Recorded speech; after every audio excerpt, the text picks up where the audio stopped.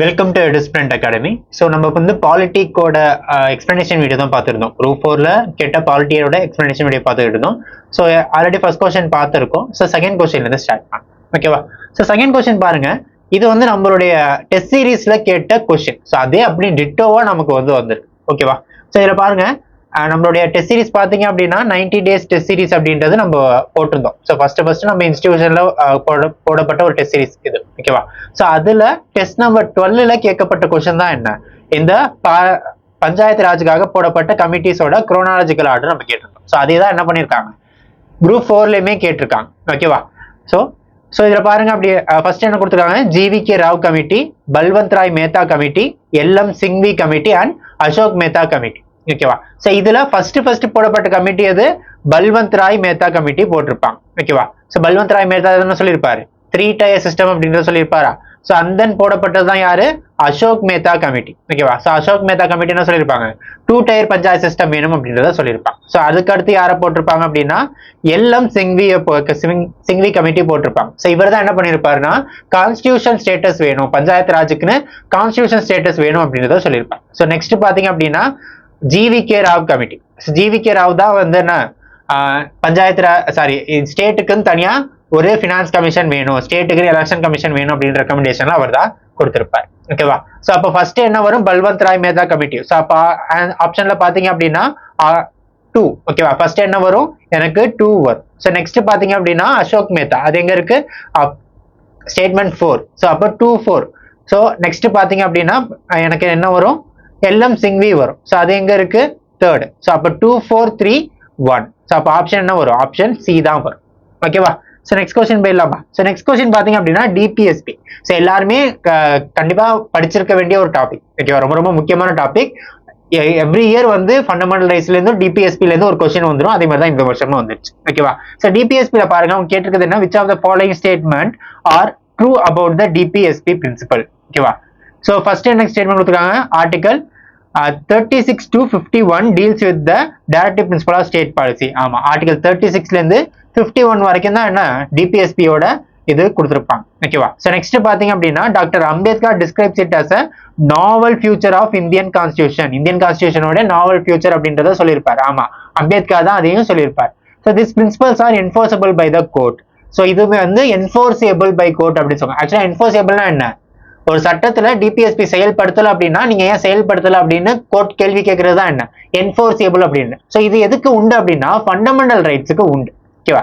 So fundamental rights வந்து ஒரு சட்டத்துல செயல்படுத்தப்படல, இல்லாட்டி ஃபண்டமெண்டல் ரைட்ஸ் வந்து வயலேட் ஆகுது அப்படின்னா என்ன பண்ணலாம், கோர்ட் வந்து நீங்க ஏன் அந்த ஃபண்டமெண்டல் ரைட்ஸை செயல்படுத்தல, இதை ஏன் வயலேட் பண்ற மாதிரி சட்டம் ஏற்றுறீங்க அப்படின்னு கோர்ட்னால கேள்வி கேட்க முடியும். ஓகேவா? ஆனா டிபிஎஸ்பில சொல்லப்பட்டிருக்க விஷயம் செயல்படுத்தல அப்படின்னா கோர்ட்னால கேள்வி கேட்க முடியுமான்னு கேட்டா கேள்வி கேட்க முடியாது. அப்ப இது என்ன, நான் என்ஃபோர்சியபிள். ஓகேவா? சோ அப்ப இந்த ஸ்டேட்மெண்ட் என்ன, எனக்கு தப்பு. அப்ப எனக்கு 1 and 2 மட்டும் தான் கரெக்ட். அப்ப ஆப்ஷன் என்ன வரும், ஆப்ஷன் சி தான் எனக்கான ஆன்சரா இருக்கும். ஓகேவா? சோ இதே தான் நம்ம டெஸ்ட் சீரிஸ்ல பாத்தீங்க அப்படின்னா 125 டேஸ் டெஸ்ட் சீரிஸ் அப்படின்றத நம்ம லான்ச் பண்ணியிருந்தோம். அதுல டெஸ்ட் நம்பர் 2ல கேட்கப்பட்டிருக்க கேள்விதான், it is a novel feature of the constitution, it is a concerns of the constitution and these are the fundamentals for the governance அப்படின்றது. இதுக்கெல்லாம் தேவையானது என்ன, இதுக்கெல்லாம் சொந்தக்கார ஒரு டேர்ம் என்ன அப்படின்றது தான் என்ன, டிபிஎஸ்பி அப்படின்றது. ஓகேவா? சோ டிபிஎஸ்பி படிச்சீங்க அப்படின்னா உங்களால இந்த கொஸ்டின் ஈஸியா அட்டெண்ட் பண்ணிருக்கலாம். ஓகேவா? சோ நெக்ஸ்ட் பாத்தீங்க அப்படின்னா which of the following statements are true about anti defection law. கட்சி தாவல் தடுப்பு சட்டம் இருக்கு இல்லையா, சோ அதை பத்தின சரியான குற்ற தேர்ந்தெடுங்க அப்படின்னு. ஃபர்ஸ்ட் என்ன, provided by the 52nd constitution of the amendment. ஆமா, சோ ஆன்டி டிஃபெக்ஷன் அப்படின்றது எப்ப கொண்டு வந்தாங்க அப்படின்னா 52nd constitution amendment எந்த ஷெட்யூல்னு பாத்தீங்கன்னா 10th ஷெட்யூல்ல கொண்டு வந்திருப்பாங்க. சோ ஓகேவா? So second schedule added in the 9th schedule of the constitution அப்படின்னு இருக்கு. 9th ஷெட்யூல்ல கொண்டு வந்தாங்க இல்ல. சோ 9th ஷெட்யூல்ல தான் என்னதான் இருக்கும், 9th ஷெட்யூல்ல உங்களுக்கு ஆக்சுவலா இப்போ வந்து ஏதோ ஒரு சட்டத்தை வந்து 9th ஷெட்யூல்ல வச்சுட்டோம் அப்படின்னா கோர்ட்னால கேள்வி கேட்க முடியாது அப்படின்றது தான் அந்த 9th ஷெட்யூல். சோ அது எப்போ கொண்டு வந்தாங்க அப்படின்னா ஃபர்ஸ்ட் அமெண்ட்மெண்ட் ஆக்ட்ல தான் கொண்டு வந்தாங்க. ஃபர்ஸ்ட் கான்ஸ்டிடியூஷன் அமெண்ட்மெண்ட் ஆக்ட்ல தான் 9th ஷெட்யூல் அப்படின்றத கொண்டு வந்தாங்க. ஓகேவா? சோ 10th ஷெட்யூல்ல என்னதான் கொண்டு வந்திருப்பாங்க, சோ 10th ஷெட்யூல்ல தான் என்ன கொண்டு வந்திருப்பாங்கன்னா ஆன்டி டிஃபெக்ஷன், கட்சி தாவல் தடுப்பு சட்டம் அப்படின்றத கொண்டு வந்திருப்பாங்க. ஓகேவா? Make some changes in 91st amendment act.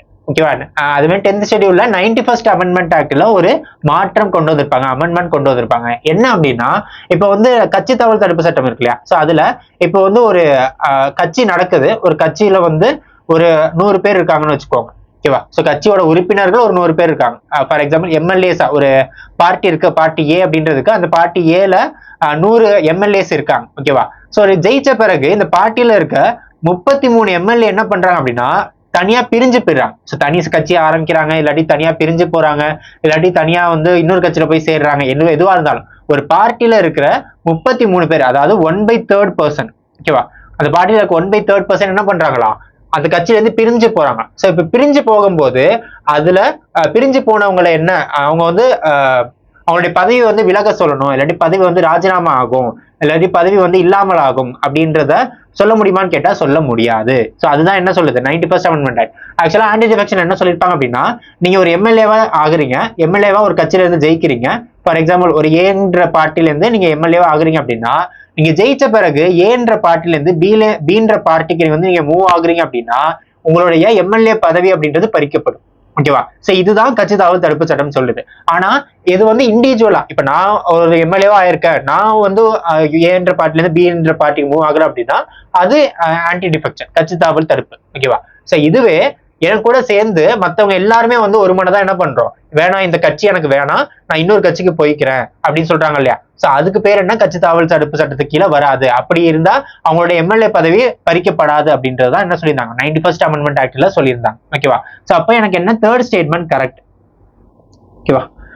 ஒரு நிமிஷம். யா எனக்கு வந்து தேர்ட் ஸ்டேட்மெண்ட் கரெக்ட். அப்போ 1 and 3 ஆர் கரெக்ட். அப்ப ஆப்ஷன் பி தான் எனக்கான ஆன்சரா இருக்கும். ஓகேவா. நெக்ஸ்ட் கொஸ்டின் பாருங்க. சோ நெக்ஸ்ட் கொஸ்டின் பாத்தீங்க அப்படின்னா இருக்கிறதுல easiest question in polity. Who is considered to be the architect of Indian constitution. Indian கான்ஸ்டியூஷனோட ஆர்கிடெக்ட், அதாவது அரசியலமைப்பு சிற்பி என கருதப்படுபவர் யார்? B.R. அம்பேத்கர் அவர்கள், டாக்டர் B.R. அம்பேத்கர். சோ நம்மளுடைய ஃபுல் மார்க் டெஸ்ட்ல பாத்தீங்க அப்படின்னா இந்த ஸ்டேட்மெண்டா வச்சிருப்போம், doctor B.R. Ambedkar was the chairman of drafting committee. So drafting கமிட்டியோட சேர்மனா இருந்தாலே அவங்க தான் என்ன சீஃப் ஆர்கிடெக்ட்னு சொல்லுவோம் இல்லையா. சோ அப்போ இது நம்மளுடைய டெஸ்ட் சீரிஸ் நீங்க பாத்திருந்தீங்க அப்படின்னு டெஸ்ட் சீரிஸ் ரிலீஜியஸா படிச்சிருந்தாலே இந்த கொஸ்டின்ஸ் எல்லாம் அட்டென்ட் பண்ணிருக்கலாம். ஓகேவா. சோ அப்ப ஆப்ஷன் ஏ தான் இதுக்கான ஆன்சர். ஓகேவா. சோ நெக்ஸ்ட் பாத்தீங்க அப்படின்னா arrange the 3-tier panchayat system as per the constitutional provision. So constitutional provision சொல்லப்பட்டிருக்கபடி 3-tier பஞ்சாயத்தை நீங்க எப்படி அரேஞ்ச் பண்ணுவீங்க அப்படின்றது. ஸோ ஃபர்ஸ்ட் என்ன, ஃபர்ஸ்ட் 3-tier பஞ்சாயத்துல கீழ்நிலை பஞ்சாயத்து அப்படின்றது நம்ம வில்லேஜ் பஞ்சாயத்து சொல்லுவோம்.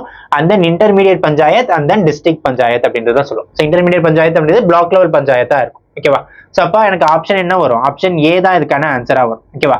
ஸோ இது வந்து பாத்தீங்க அப்படின்னா நம்மளுடைய 90 days டெஸ்ட் சீரீஸ்ல பாத்தீங்கன்னா டெஸ்ட் நம்பர் 12ல நம்ம என்ன கேட்டிருக்கோம் அப்படின்னா அசோக் மேத்தா கமிட்டியோட ரெக்கமெண்டேஷன் அப்படி சொல்லுவோம். ஸோ 3-tier அப்படின்ற சிஸ்டமே எதுதான் மீன் பண்ணும் அப்படின்னா இந்த 3 விஷயம் தான், village level,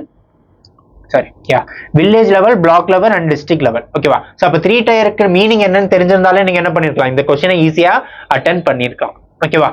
so next question ஒரு அசஸ் அண்ட் ரீசன் கொஸ்டின். ஓகேவா. ஸோ ஃபர்ஸ்ட் என்ன, இந்த ministry of education, formerly the ministry of resource development. Okay, human resource development இந்த மினிஸ்ட்ரி தான் மினிஸ்ட்ரி ஆஃப் எஜுகேஷன் மாத்திருந்தாங்க. So in India formulates education policy in India. So இந்தியாவோட education policy யார் தான் formulate பண்றாங்களா, education minister தான் formulate பண்றாங்க. Undertake the education program and பாலிசிஸை யார் தான் அண்டர்டேக் பண்றா, எஜுகேஷன் மினிஸ்டர் தான் அண்டர்டேக் பண்ணது. இந்த ஸ்டேட்மெண்ட் கரெக்ட். ஓகேவா. ரீசன் பாருங்க, the center is represented by the Ministry of Education decides the India's education budget. So இந்தியாவோட எஜுகேஷன் பட்ஜெட்டை யார் தான் டிசைட் பண்றாங்களா, எஜுகேஷன் மினிஸ்டர் தான் டிசைட் பண்றாங்களா? அப்படியா? இல்ல. பட்ஜெட்னு வந்துட்டாலே அதுக்கான அதிகாரம் யார்கிட்ட மட்டும் தான் இருக்கு, பினான்ஸ் மினிஸ்ட்ரிக்கு மட்டும் தான் இருக்கு. ஓகேவா. சோ இந்த துறைக்கு எவ்வளவு பட்ஜெட் போகணும் அப்படின்றத டிசைட் பண்றது யார் தான் பண்ணுவா, பினான்ஸ் மினிஸ்டர் தான் பண்ணுவாங்க. பட் எஸ்டிமேஷன் யார் போட்டு தருவாங்க அப்படின்னா அந்தந்த துறைகள் போட்டு தரும். எங்களுக்கு இவ்வளவு பணம் வேணும் அப்படின்ற கோரிக்கையை தான் முன்வைக்குமே தவிர எங்களுக்கு இவ்வளவு பணம் தான் வேணும் நீ கொடு அப்படின்ற டிசிஷன் எடுக்க முடியாது. அந்த டிசிஷன் யார் தான் எடுப்பா, பினான்ஸ் மினிஸ்டர் தான் எடுப்போம். டிஃபென்ஸுக்கு இருக்கிறதுல ஹையஸ்ட் பட்ஜெட் போகணும், அதுக்கப்புறம் இருக்கிறது வந்து எஜுகேஷன் போகணும், அதுக்கப்புறம் இருக்கிறது வந்து ஃபெர்டிலைசருக்கு போகணும் அப்படின்ற டிசிஷன் யாரோடது, பினான்ஸ் மினிஸ்ட்ரியோட. பட்ஜெட் வந்தாலே யாருக்கு மட்டும் தான் உரிமை இருக்கு, பினான்ஸ் மினிஸ்ட்ரிக்கு மட்டும் தான் உரிமை இருக்கு. அப்ப இதுக்கான ரீசன் எனக்கு என்னவா இருக்கு, ராங்கா இருக்கு. அப்போ எனக்கு என்னதான் ஆன்சரா வரும், A is correct but R is false. Assertion is correct but reason is false. ஓகேவா. ஓகே. ஸோ நம்மளோட பாலிட்டி கொஸ்டின்ஸ் இதுதான். ஓகேவா. ஸோ இதெல்லாம் தான் நம்ம பாலிட்டி கொஸ்டினா இருந்தது. அண்ட் இந்த பாலிட்டி கொஸ்டின் வச்சு நம்ம என்ன புரிஞ்சுக்கலாம் அப்படின்னா அசஸ் அண்ட் ரீசன் கொஸ்டின். ஓகேவா. Assertion and reason question. Okay, பாலிட்டியில மட்டுமே 2 அசர்ஷன் ரீசன் கொஸ்டின் வந்தது. யூஸ்வலா நம்மளுடைய டிஎன்பிசில பாத்தீங்க அப்படின்னா அசர்ஷன் ரீசன் கொஸ்டின் வந்தது, கூற்று காரணம் மாதிரியான கொஸ்டின் வந்தது அப்படின்னா அது பெரும்பாலும் எந்த ஆப்ஷனை கொடுத்திருப்பாங்க அப்படின்னா both A and R are true, R is not both A and R are true and R explains A. கூற்று மற்றும் காரணம் சரி, காரணம் கூற்றை தெளிவாக விளக்குகிறது அப்படின்ற ஆப்ஷன் தான் மோஸ்ட்லி இருக்கும். ஆனா நம்ம பார்த்த 2 கொஸ்டினுக்குமே அது ஆப்ஷனா இல்ல. ஓகேவா? சோ அப்போ டிஎன்பிசி வந்து கான்செப்சுவலான கொஸ்டினுக்கு மூவ் பண்றாங்க. அது பாலிட்டி மாதிரியான கொஸ்டின்ல வந்து இன்னும் டெப்தாவே கேட்கறாங்க. அசர்ஷன் ரீசன் கொஸ்டின்ல அந்த ஆர்டிகல் 249 பார்த்தோம் இல்லையா, அந்த ஆர்டிகல் 249 மாதிரியான கொஸ்டின்ஸ் வந்து நிறைய பேர் எதிர்பார்த்திருக்க மாட்டாங்க. சோ எல்லாருமே 249 ஸ்டேட் லிஸ்ட் சென்ட்ரல் லிஸ்ட்னு வந்தோடனே அந்த assertion correct, reason correct, reason assertion கரெக்டா எக்ஸ்பிளைன் பண்ணது அப்படின்றத கொடுத்துட்டு போயிருப்பாங்க. ஆனா அது இங்க சினாரியாவா இல்ல. ஓகேவா? சோ அப்போ டிஎன்பிசி நம்மளுடைய அறிவை சோதிக்கல, நம்மளுடைய அண்டர்ஸ்டாண்டிங்கை சோதிக்குது. ஓகேவா? சோ அது மாதிரியான ப்ரிப்பரேஷன் நமக்கு தேவைப்படுது. சோ இதுல இருந்து நம்ம குரூப் 2க்கு நம்ம என்ன கத்துக்கலாம் அப்படின்னா, நீங்க ஸ்கூல் புக்ஸை ரிலே பண்ணி படிக்கிறது தான் முக்கியம். ஓகேவா? ஸ்கூல் புக்ஸ்ல இருந்தா நிறைய கொஸ்டின் ரிப்பீட் ஆயிருக்கு. ஆனா ஸ்கூல் புக்ஸ்ல கொடுத்துருக்கிறது மட்டும் போதுமான்னு கேட்டா கிடையாது. அப்ப அதை தாண்டி நான் படிக்கணும்னா என்ன படிக்கணும் அப்படின்னா, ஸ்கூல் புக்ல என்னெல்லாம் கொடுத்துருக்காங்களோ அது ஓரியன்டா என்னால எவ்வளவுலாம் படிக்க முடியுமோ அது எல்லாத்தையும் படிக்கணும். ஏன்னா இதுல பாருங்களேன், சோ பினான்ஸ் மினிஸ்ட்ரி பத்தி ஸ்கூல் புக்ஸ்ல இருக்கா? இருக்கு. ஆனா இதுல கொடுத்துருக்க எல்லா ஸ்டேட்மெண்ட்டும் ஸ்கூல் புக்ஸ்ல இருக்கான்னு கேட்டா கிடையாது. அப்ப பினான்ஸ் மினிஸ்ட்ரி பத்தி நான் இன்னும் தெரிஞ்சுக்கணும். ஓகேவா? சோ அதே மாதிரி வில்லேஜ் பஞ்சாயத்து, 3 டயர் பஞ்சாயத்துனா என்னன்னு தெரிஞ்சுக்கணும். அண்ட் இதெல்லாம் ஈஸி கொஸ்டின் தான். ஓகேவா? சோ இதுல நான் பார்க்கணும்னு சொல்றது central state relation. Central state relation பொறுத்த வரைக்கும் நம்ம ஸ்கூல் புக்ஸ்ல மேலோட்டமா கொடுத்துருப்பாங்க, டெப்தா கொடுத்துக்க மாட்டாங்க. அப்ப நான் அது இன்னும் டெப்தா படிக்கணும் அப்படின்றது தான். ஓகேவா? சோ இதெல்லாம் நம்ம தெரிஞ்சுக்கிட்டு படிச்சாலே போதும். ஓகேவா? சோ இதே மாதிரி அடுத்து நம்ம வந்து பாத்தீங்கன்னா ஐஎன்எம் பத்தி டிஸ்கஸ் பண்ணலாம். சோ அந்த வீடியோல உங்களை மீட் பண்றேன். தேங்க்யூ.